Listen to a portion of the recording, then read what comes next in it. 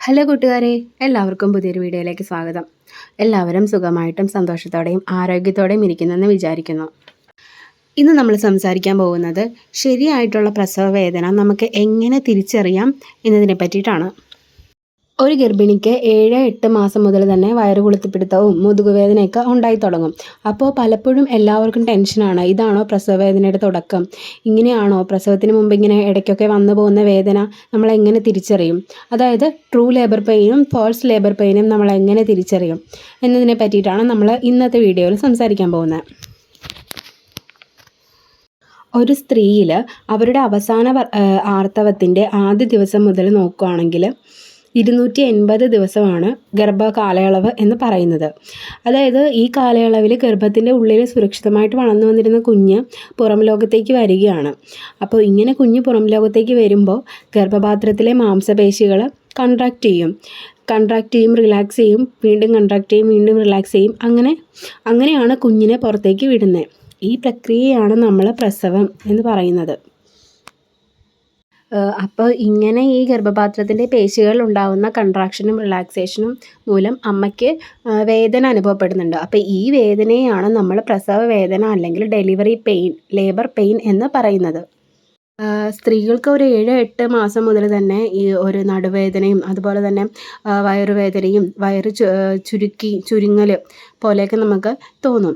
അപ്പോൾ ചിലർ വിചാരിക്കും ഇതാണ് പ്രസവ വേദന അല്ലെങ്കിൽ ഇതാണ് ഡെലിവറി പെയിൻ്റെ തുടക്കം എന്ന് വിചാരിച്ചിട്ട് കൺഫ്യൂഷൻ അടിച്ചിരിക്കും, ടെൻഷൻ അടിച്ച് ഹോസ്പിറ്റലിൽ പോകും. അപ്പോൾ അവിടെ ചെല്ലുമ്പോഴത്തേക്കും നമ്മൾ ടെസ്റ്റൊക്കെ ചെയ്ത് നോക്കുമ്പോൾ പറയും ഈ ലേബർ പെയിൻ തുടങ്ങിയിട്ടില്ല. അപ്പോൾ നമ്മൾ തിരിച്ച് വീട്ടിലോട്ട് പോകും.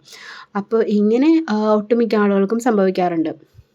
അപ്പോൾ നമ്മളിങ്ങനെ ഹോസ്പിറ്റലിൽ പോകുമ്പോഴത്തേക്കും നമ്മുടെ അടുത്ത് ഡോക്ടർ പറഞ്ഞു വിടും, ഇതല്ല ലേബർ പെയിൻ, നിങ്ങൾ വീട്ടിൽ തിരിച്ച് പൊക്കോ എന്ന് പറഞ്ഞു വിടും, ഇത് ഫോൾസ് ലേബർ പെയിൻ ആണ് എന്ന് പറയും. അപ്പോൾ ഈ ഫോൾസ് ലേബർ പെയിൻ എന്താണ്, ഫോൾസ് ലേബർ പെയിൻ എന്ന് പറഞ്ഞ വസ്തുത എന്തെങ്കിലും ഉണ്ടോ എന്ന് തന്നെ നമുക്ക് ആദ്യം നോക്കാം.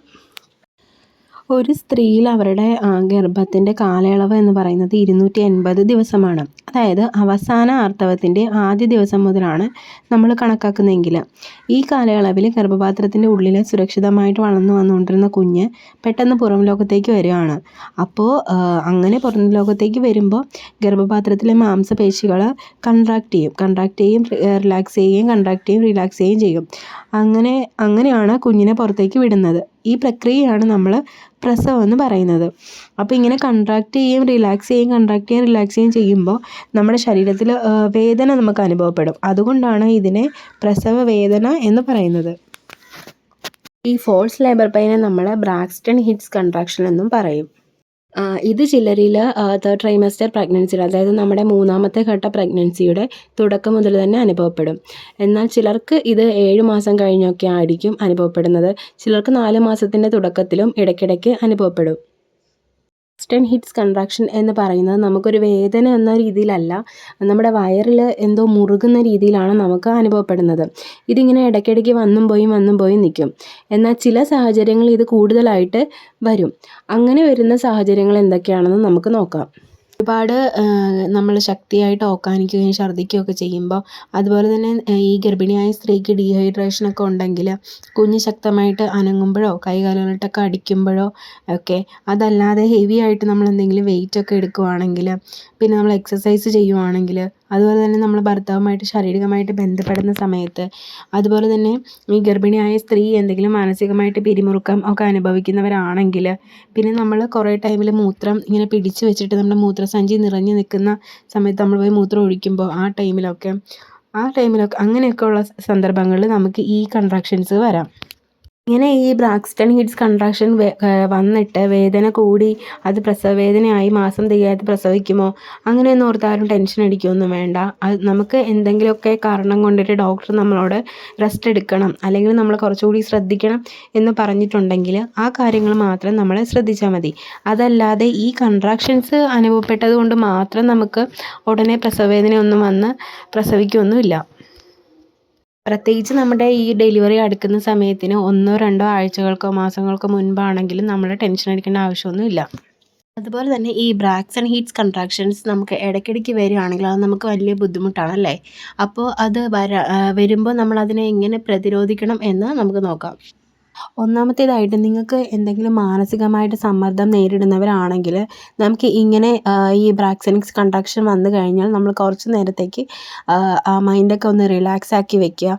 എന്തെങ്കിലും നമ്മുടെ കാതിനും അതുപോലെ തന്നെ മനസ്സിനൊക്കെ കുളിർമ നൽകുന്ന എന്തെങ്കിലും പാട്ടുകളോ കാര്യങ്ങളോ ഒക്കെ ഓർക്കുക. അല്ലെങ്കിൽ മറ്റുള്ളവരുമായിട്ട് നല്ല രീതിയിലുള്ള സംഭാഷണത്തിൽ ഏർപ്പെടുക. അങ്ങനെ എന്തെങ്കിലുമൊക്കെ ചെയ്ത് നമ്മുടെ മാനസികമായിട്ടുള്ള പിരിമുറുക്കം കുറയ്ക്കുക. രണ്ടാമത്തേതായിട്ട് ധാരാളം വെള്ളം കുടിക്കുക. നമുക്ക് ഡീഹൈഡ്രേഷൻ വരുന്നത് കൊണ്ടാണ് നമുക്ക് ഈ കൺട്രാക്ഷൻസ് കൂടുതലായിട്ട് എപ്പോഴും വരുന്നത്. അപ്പോൾ നമ്മൾ ധാരാളം വെള്ളം കുടിച്ചു കഴിഞ്ഞാൽ നമുക്ക് ഇതിനെ ഒരു പരിധി വരെ പ്രിവെൻറ്റ് ചെയ്ത് നിർത്താം. അതുപോലെ തന്നെ നമ്മൾ ഇപ്പോൾ എന്തെങ്കിലും ജോലി ചെയ്തുകൊണ്ടിരിക്കുന്ന സമയത്താണ് നമുക്കിങ്ങനെ ഈ കൺട്രാക്ഷൻസ് വരുന്നതെങ്കിൽ നമ്മൾ കുറച്ച് നേരം ആ ജോലി ചെയ്യുന്നത് മാറ്റി വെച്ച് കുറച്ച് നേരം റെസ്റ്റ് എടുക്കുക. ഒരു റെസ്റ്റ് എടുത്ത ശേഷം മാത്രം വീണ്ടും ജോലി ചെയ്യുക. അപ്പോൾ അങ്ങനെയാകുമ്പോൾ നമുക്ക് ഈ കൺട്രാക്ഷൻസ് കുറയ്ക്കാൻ കഴിയും. അതുപോലെ തന്നെ ഏറ്റവും ലാസ്റ്റായിട്ട് നമ്മൾ നോക്കുന്നത് പൊസിഷൻ. നമ്മൾ ഏതെങ്കിലും ഒരു പൊസിഷനിലാണ് നിൽക്കുന്നതെങ്കിൽ നമ്മൾ അതിൽ നിന്നൊക്കെ മാറി വേറെ എന്തെങ്കിലും കാര്യങ്ങൾ എന്തെങ്കിലും ചെയ്യുക. അല്ലെങ്കിൽ ആ പൊസിഷനിൽ നിന്ന് മാറി ഇപ്പോൾ ഇരിക്കുകയാണെങ്കിൽ നമ്മൾ എഴുന്നേറ്റ് നിൽക്കുക, കുറച്ച് നേരം നടക്കുക, അങ്ങനെ എന്തെങ്കിലുമൊക്കെ ചെയ്യാനായിട്ട് നോക്കുക. അപ്പോൾ ഈ 4 കാര്യങ്ങൾ നമ്മൾ പ്രധാനമായിട്ടും ശ്രദ്ധിക്കണം. അതുപോലെ തന്നെ നിങ്ങൾക്ക് പേടിയുണ്ട് ഇത് ട്രൂ ലേബർ പെയിൻ ആണോ അതോ ഫോൾസ് ലേബർ പെയിൻ ആണോ എന്ന് നിങ്ങൾക്ക് സംശയമുണ്ട്. അങ്ങനെ നിങ്ങളുടെ ഉള്ളിൽ കൂടുതലായിട്ട് സംശയമുണ്ട്, അല്ലെങ്കിൽ നിങ്ങളുടെ വീട്ടിലുള്ളവരാരെങ്കിലും പറയുകയാണ്, അങ്ങനെയൊക്കെ ഉണ്ടെന്നുണ്ടെങ്കിൽ ഉടനെ തന്നെ നമ്മൾ ഡോക്ടറെ കാണുക. നിങ്ങൾ ഒട്ടും തന്നെ നിങ്ങളുടെ സംശയങ്ങളോ കാര്യങ്ങളോ വെച്ചുകൊണ്ടിരിക്കേണ്ട. ഇനിയിപ്പോൾ നമ്മൾ ഹോസ്പിറ്റലിൽ പോയി ഡോക്ടർ നമ്മളോട് പറയുകയാണ് ഇത് ട്രൂ ലേബർ പെയിൻ അല്ല ഫോൾസ് ലേബർ പെയിൻ ആണ് എന്ന് പറഞ്ഞാലും കുഴപ്പമില്ല. നിങ്ങളുടെ സംശയങ്ങൾ നമുക്ക് എന്താ പറയുക ക്ലിയർ ചെയ്യാൻ പറ്റുമല്ലോ. അപ്പോൾ നിങ്ങൾക്ക് അങ്ങനെ എന്തെങ്കിലും സംശയങ്ങളോ ബുദ്ധിമുട്ടുകളോ ഉണ്ടെങ്കിൽ ഉടനെ തന്നെ ഡോക്ടറെ കാണാൻ ശ്രമിക്കുക. നിങ്ങൾക്ക് ഫ്രഷ് ആയിട്ടുള്ള വജൈനൽ ബ്ലീഡിങ് ഉണ്ടെങ്കിൽ, അതുപോലെ തന്നെ നിങ്ങൾക്ക് വെള്ളം പൊട്ടിപ്പോവുകയാണെങ്കിൽ, അതുപോലെ തന്നെ ഒരു 5-6 മിനിറ്റ് തുടർച്ചയായിട്ട് കൺട്രാക്ഷൻസ് ഇങ്ങനെ വന്നുകൊണ്ടിരിക്കുകയാണെങ്കിൽ, അതുപോലെ തന്നെ നിങ്ങൾക്ക് കുഞ്ഞിൻ്റെ അനക്കം മുന്നത്തേക്കാളും കുറവായിട്ട് നിങ്ങൾക്ക് ഫീൽ ചെയ്യുകയാണെങ്കിൽ, ഇങ്ങനെയുള്ള സാഹചര്യങ്ങളൊക്കെ ഏതെങ്കിലും ഒന്ന് വന്നാൽ തന്നെ നിങ്ങൾ പെട്ടെന്ന് തന്നെ ഡോക്ടറെ കാണാൻ ശ്രമിക്കുക. ഒട്ടും തന്നെ മടിക്കാതെ പെട്ടെന്ന് തന്നെ ഡോക്ടറെ കണ്ട് നിങ്ങളുടെ ബുദ്ധിമുട്ടുകൾ എന്താണോ അത് പറയാൻ ശ്രമിക്കുക. അപ്പോൾ എല്ലാവർക്കും ഈ ട്രൂ ലേബർ പെയിനും ഫോൾസ് ലേബർ പെയിനും തമ്മിലുള്ള ഡിഫറൻസും കാര്യങ്ങളൊക്കെ മനസ്സിലായിട്ടുണ്ടെന്ന് വിചാരിക്കുന്നു. അപ്പോൾ എന്തെങ്കിലും സംശയങ്ങളുണ്ടെങ്കിൽ നിങ്ങൾ ഈ വീഡിയോയുടെ താഴെ കമൻ്റായിട്ട് ഇടുക. അതുപോലെ തന്നെ നിങ്ങളുടെ പ്രഗ്നൻ്റ് ആയിട്ടുള്ള ഫ്രണ്ട്സിനൊക്കെ ഇതൊന്ന് ഷെയർ ചെയ്ത് കൊടുക്കുക. നിങ്ങൾക്ക് ഈ വീഡിയോ ഇഷ്ടമായിട്ടുണ്ടെങ്കിൽ യൂസ്ഫുൾ ആയിട്ടുണ്ടെങ്കിൽ ഈ വീഡിയോ ഒന്ന് ലൈക്ക് ചെയ്യുക. അപ്പോൾ നമുക്ക് അടുത്തൊരു യൂസ്ഫുൾ ആയിട്ടുള്ള വീഡിയോ ആയിട്ട് ഉടനെ തന്നെ കാണാം.